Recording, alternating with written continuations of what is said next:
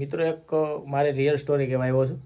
પહેલાં જ કીધું જરાય અભિમાન નથી કરતો, પણ જે તે સમયે મારી સગાઈની વાત હાલતી ને તો એક જગ્યાએથી જોવા આવ્યા ને મને, તો એને એવું કીધું કે છોકરાને પાનની કેબિન છે, પતરાની કેબિન છે, તો અમારે નથી કરવું. તો કીધું કાંઈ નહીં. પછી બીજી જગ્યાએ વાત આવેલી ને તો ત્યાં અમારે જોવા જવાનું થયું. ત્યાં જોવા ગયા ને તો વાતચીત કરતા હતા, તો છોકરી એવું કીધું કે તમે 10 ભણેલા છો અને હું કોલેજ કરેલ છું, તો આપણે સેટિંગ નહીં આવે. કેન્સલ થયું. આજે મારે ઘરની દુકાન છે, હાઈ ક્લાસ મસ્ત.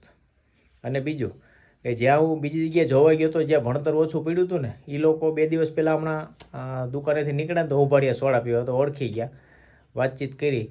તો એમના હસબન્ડ અત્યારે પ્રાઇવેટ સ્કૂલમાં નોકરી કરે છે અને પગાર તો કંઈ પૂછ્યો નથી, પણ રહે છે અહીંયા, ભાડે રહે છે, ઘરના મકાન નથી. અને 4 જણા 2 વ્હીલ લઈને આવ્યા હતા, 2 છોકરા એના અને પોતે 2. એ જ જગ્યાએ આજે મારે ઘરની દુકાન તો છે જ, ઘરનું મકાન છે અને મોટી ગાડી છે.